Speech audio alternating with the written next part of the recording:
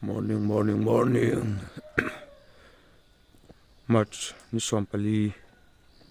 ania hei ki thla ania Sangha khai tur na kal le do na ala thim kho ma ra rat polang thela ni vakalanga no tin chuan kan mu do nia ka income fel do a china ba karat khatania atain pakhat kada pei vat do zong ka pama hi angi len kan ok da ni chuan kan mu do unia vo in first sketch ro pui lo khop mai in first sketch te khop mai raskap no te nia karing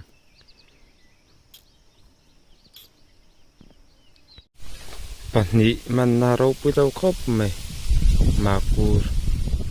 skin sketch tun pui ni chu lak vak don lo ni ner fourth sketch na china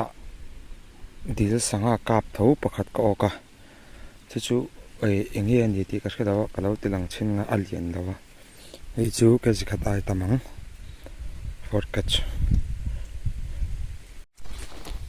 hei hiania antina ka o chu hei eng kap nge ni ti ka khadawa ni ni hria chon lo comment don ni tun mai khanin hemi rota hianin alien ke thum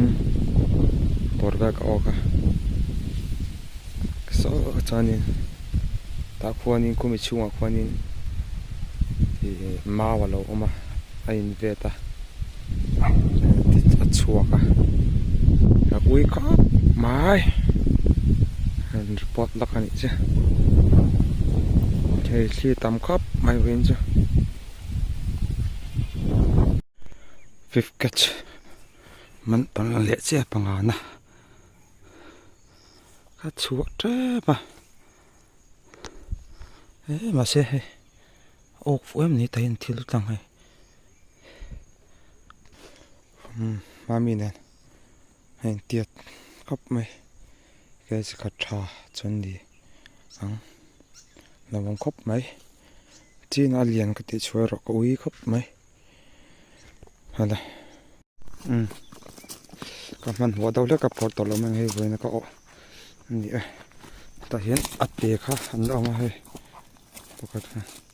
ni chon pakhat kha tro te an bo te jong hi ni